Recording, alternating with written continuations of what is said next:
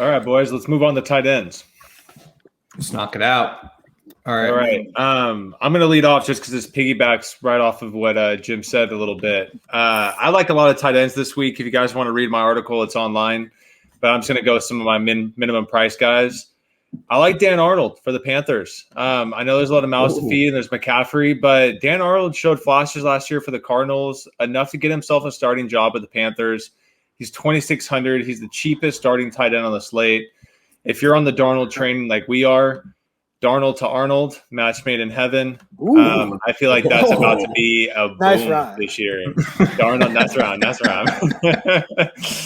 So Darnold to Arnold, I think it's a killing. So I really like Arnold. I like Arnold at the bottom. Another cheap guy is Ferkser for the Titans. Jonnu Smith is out, 3,200. I think that game is about to blow up. Ferkser's going to be on the field every single play. 3,200. I think he's too cheap to ignore. And then the last guy I want to talk about is Jonnu Smith for the Patriots.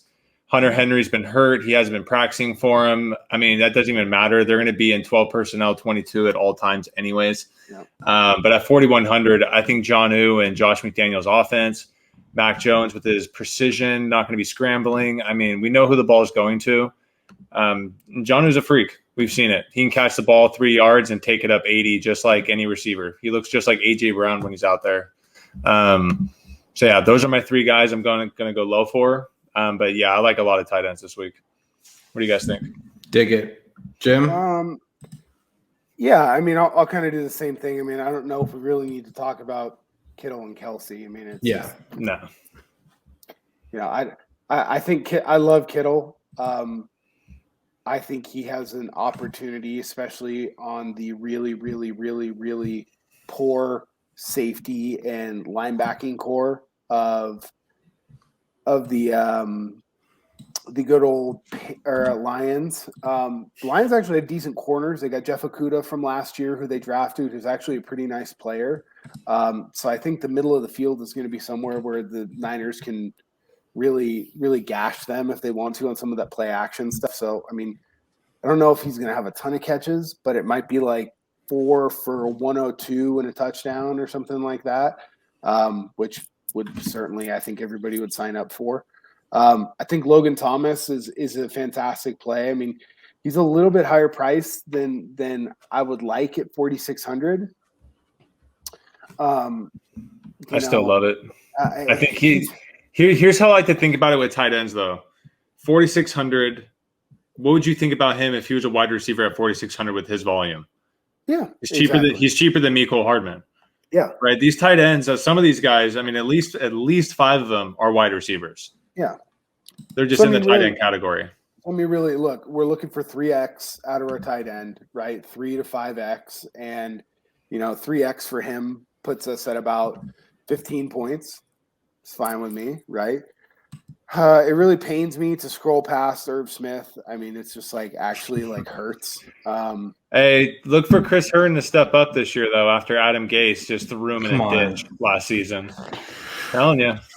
I will not. I'm not saying this week. I'm not saying this week because he's fresh, he's new there. But this year, Herndon can step up. I hope he blows out his knee and I can never hear about him again.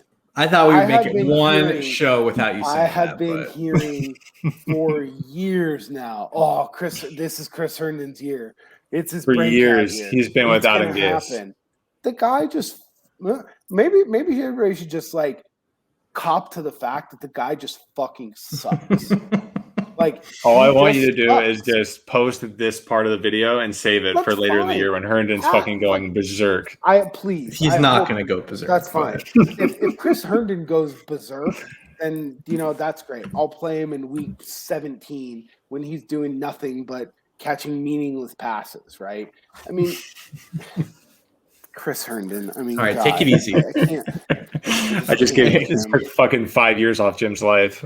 Any other tight ends not named Chris Herndon that you like? Yes, 2,500. Pat Freiermuth. Oh yeah. Z German. Well, yeah. I mean, who? Z Germans are now Z allies, but that's for a different day. I mean, $2,500. we're not looking for anything but like 2 catches for like 8 yards and a touchdown, right? Yeah. I know that they have Eric Ebron, like that's fine. The Steelers now, I think that one of the main reasons why they went and got Freiermuth is so they could run some more 12 personnel and run some more 22 personnel with 2 tight ends on the field and Najee in the single back, right? He's a guy that during the preseason, I've seen him line up a little bit in the H-back spot, just off the line a little bit where they can do some different stuff with him. He's not a big explosive kind of receiver, right? But he's a guy that can catch, and he's a good red zone target, right? For years we saw Ben he loves to throw to the middle of the field. So like that's a guy at 2,500 that I can 100% get behind playing in week 1, especially if it's between, a Logan Thomas at 4,600 or Freiermuth, and you can go up and then get Ridley, right? If you go down to Freiermuth, right? Like, and look, at the end of the day, if he takes a 0, he takes a 0, right? Yeah. We've all won quite a bit of money with a very cheap dead men guy getting like 2 or 3 points before because it just opened up the rest of our lineup, right? Right. So that's where I'm going. I had one other guy that, like, I just don't know who else is going to catch passes for the team. And I think that, he's really the only tight end left there. And that's Jack Doyle. He's at 3,200. We all like Jack Alley Doyle. Cox. Okay, Mo Alley Cox. Like, he could go do a layup somewhere. Like, I mean, Jack Doyle is going to get more snaps on the field than Mo Alley Cox. Mo Alley Cox might have 1 catch for 17 yards and a touchdown. But, Jack Doyle I think will put up some good volume. And, Wentz had a very, successful career in Philadelphia throwing to both of his tight ends. I think that's like a level of comfortability with him that he does like, throwing to the area of the tight end. Seattle's linebackers are certainly not what they used to be. They just got rid of KJ Wright, which the Raiders signed, which is interesting. But Probably means it was a really good move by the Seahawks. Yeah, probably. 10-year veteran. He was probably about to like tear his Achilles or something like that, right? For sure. Like, oh yeah, you can have him, Raiders. Pretty much. But yeah, I mean that's kind of where I'm looking. I think Jack Doyle's going to be like a 0.5, 0.5% play in a large field tournament that you could turn to. Yeah, and the only 2 guys that I have on here that you guys didn't mention, 4,400 and 4,300 is Kyle Pitts. Again, if I'm going to stack Philly, he's a bring back guy. If you're going to do like a full game stack, you could bring back Ridley and Pitts pretty easily because I just think the target share is going to be pretty concentrated there. And then for 4,300 is Noah Fant. Teddy Two Gloves, tight end. Fant's really good player if he's healthy. I mean, it seems like he's always got a sprained ankle. I don't know how it's possible, but if he's suiting up, he's a big time mismatch. I don't hate that play. So what do you guys think about Bobby T? Get a little exposure to Packers with old Bob Tonyan. Yeah, Bob Tonyan. Yeah, Tonyan. I feel like you got to have a little bit of him. I just think he's that touchdown variant, right? He's not going to get a high volume, but he might get you 2 or 3 touchdowns and win you some weeks, just like he did for people last year. I played Bobby over MVS. If you go back and look at his game log, he's pretty consistent with 5 catches, 6 catches, 5 catches, 5, 4, 5, 3, 4, 4. I mean, he actually gets a little bit more volume than I think that we get. Then I think that, he had that one spike game at 33 points, but he's pretty consistently between 12 and 17 all year last year. And I think, just one more year, Aaron Rodgers is definitely one of those guys where once he builds a rapport with somebody, he likes having them on the field. And make no mistake about it, this year it's Aaron's show. Yeah. Right? Whoever he wants on the field and to play, they're gonna be there, right? So at a price point, like Vinnie said, I mean, he's gonna get more targets than MVS, that's for sure. At 4,200.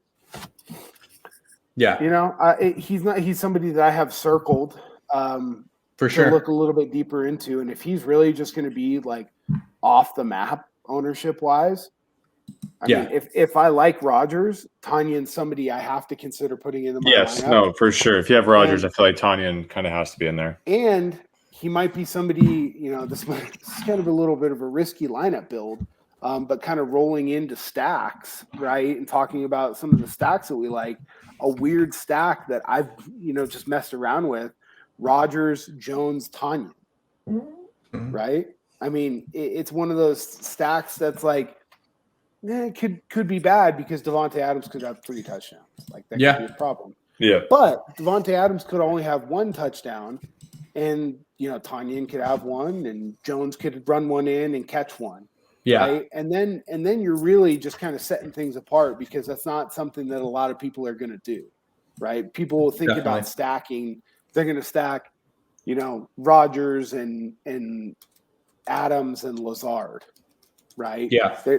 And maybe they might throw Tanyan in there, but very, very, very few people are going to do the Rodgers, Tanyan, Jones stack.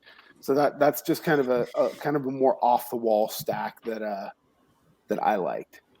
I like it.